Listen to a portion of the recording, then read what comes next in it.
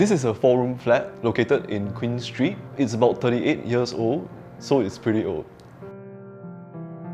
I was looking for some place that was close to the National Library, as I frequent the library pretty often. It also has a wide range of amenities nearby, and it's unique in the sense that it is within the city, but it maintains very much of its local character.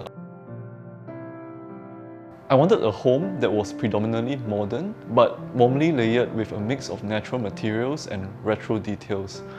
I was particularly inspired by the mid-century modern design movement, particularly the willingness to use a mix of materials and aesthetics.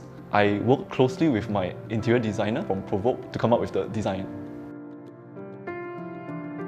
If you come into the house, you will see that we use terrazzo flooring for the dry kitchen and the entryway. Most of the house is filled with engineered timber, which is a very warm material. And throughout the house, you have a mix of old school materials like terrazzo, rattan, boucle, brass, and even gold. So I think this ties in very well with the local character of the neighborhood.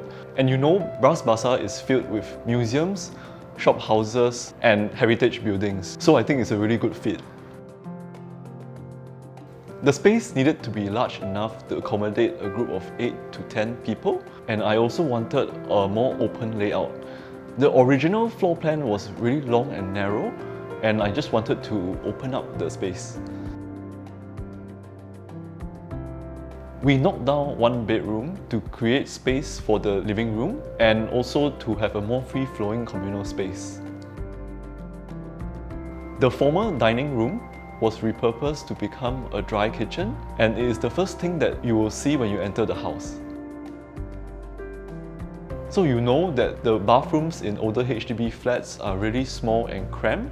We took the space from other areas and increased the bathroom size.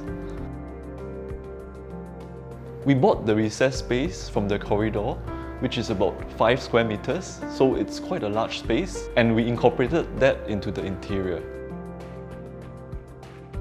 I am drawn to the colour blue as I find it really relaxing and soothing.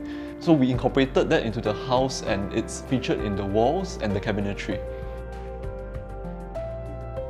In my living room, there is a feature wall. It is an abstract textured painting that features clouds and is meant to add visual interest to the room. So the process of painting this wall was pretty laborious. It involved coating the wall with 13 coats of paint. You will notice when you go around the house that there are metallic accents used in different rooms.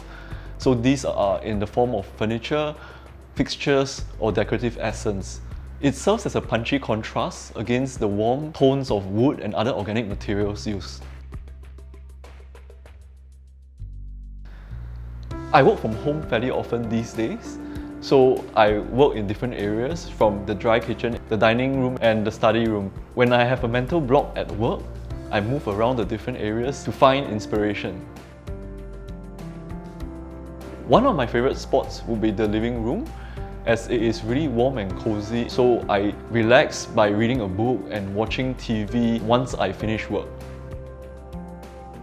I love the sofa in my living room because it's large, plush, it has a mix of organic materials, and it has a very clean and contemporary silhouette. The rattan detailing is a nod to the history of the neighbourhood. In the 1960s and 70s, Victoria Street, Meadows Road, and Bras Basah were filled with rattan shops, so I wanted to incorporate that into the home. In my dining room, there is a large aerial photograph of elephants in Moremi, Botswana.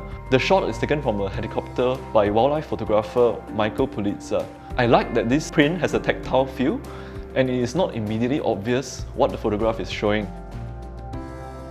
In my study, there is a canvas painting commission with one of my favourite local artists, Ripple Root. The painting is inspired by my trip to the very lush landscapes and wildlife of the Pantanal and Bonito in Mato Grosso do Sul region, Brazil.